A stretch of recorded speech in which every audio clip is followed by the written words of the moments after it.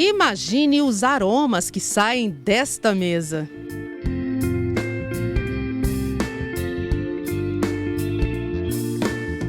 Pois é, aqui você encontra verdadeiros aliados com alguns superpoderes anti-inflamatórios. Não é preciso ser um grande especialista para saber que as inflamações no organismo são a causa de vários tipos de doença. Tem até a questão estética também que chama atenção. Quando a gente pensa em inflamação, lembra as celulites tão indesejadas, né? Por conta disso, os chás incluídos na sua rotina de vida podem ser grandes aliados, dando aquela forcinha para a saúde. Quem vai nos ajudar numa verdadeira aula sobre chás deliciosos é a nutricionista Isabela Queiroz. Podemos fazer diversas combinações, né? Por exemplo, limão com gengibre. O gengibre, por ser anti-inflamatório, por ter o gengirol, ele auxilia muito numa boa recuperação, ainda mais pós-doença, né? Por exemplo, pós-Covid. E junto com o limão, que contém vitamina C, é um poderoso antioxidante. Então, unindo as duas coisas, isso ajuda bastante numa boa recuperação. Em relação ao chá do limão e do gengibre, é importante você usar o gengibre com a casca mesmo, né? E aí você corta 1 centímetro, que daria mais ou menos isso aqui, tá vendo? Com metade de um limão. A quantidade de água pode ser 1 xícara dessa aqui mesmo. A proporção será essa, 1 xícara de chá, mais ou menos 250 ml, para meio limão e 1 centímetro de gengibre, com casca. E aí você leva para a panela para ferver e tudo mais. Quanto menos açúcar, melhor. Então, se a pessoa, por exemplo, tem dificuldade, né, em tomar sem açúcar totalmente, ela pode utilizar do adoçante. Mas cuidado também com a quantidade, né? Não precisa de exagerar, mesmo sendo adoçante. Uma outra proposta de chá pode ser de cravo e canela. Lembrando que quando, por exemplo, você pegar um ingrediente duro, como esses aqui, eles devem ser levados com a água para a panela para até levantar a fervura. Quando não for duro, como por exemplo as folhas, aí você simplesmente vai deixar ferver a água para depois colocar. Então, nesse caso, colocamos a canela em pau, de preferência, e o cravo na panela, deixamos levantar a fervura e depois retiramos.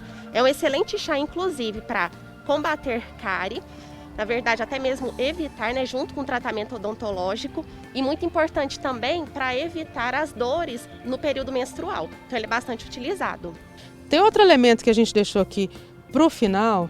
Muita gente gosta do própolis no chá. Como é que tem que ser esse preparo? O interessante do própolis, Tânia, é que muitas pessoas utilizam, até mesmo por prescrição médica, né, como por exemplo para fazer curas. Ele é tido como sendo algo que vai curar, né? Algo milagroso. Mas a ciência, né, os estudos não mostram isso. São poucos estudos com a utilização do própolis, mas se você quer utilizar, ok.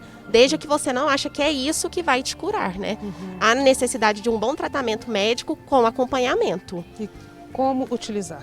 Daí você pode utilizá-lo, por exemplo, pela manhã em jejum, 15 gotinhas misturado na água ou no suco, ou até mesmo nos chás que a gente mencionou aqui.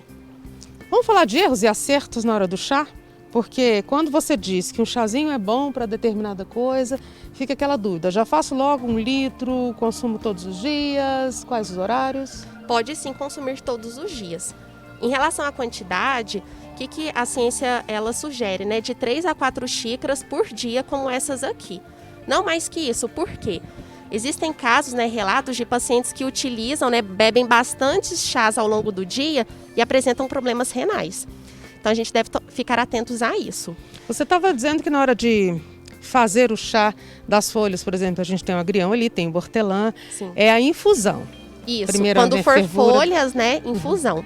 Agora, quando, por exemplo, tiver casca ou for duro, como por exemplo a canela em pau, o cravo, né, o gengibre, aí precisa de colocar na panela para ele ferver junto com a água e assim liberar os seus compostos anti-inflamatórios. Bom demais, né? A gente está de máscara por causa das regras sanitárias mesmo o tempo todo, mas dá para E tomar antes de dormir. Tomar antes de dormir? Pode ser antes de dormir, que é uma boa porque ajuda na higiene do sono. Então a pessoa, bebidas mornas, tem essa característica, né, de proporcionar um relaxamento e aí a pessoa consegue dormir melhor. Eu costumo dizer que quando você toma um chazinho ou recebe alguém com um chazinho, é um aconchego, né? Também é uma como boa. se fosse um abraço. Isso. Fica a dica então, aqui na mesa, uma riqueza de anti-inflamatórios que podem entrar aí na vida de todo mundo com Isso, sucesso. com sucesso.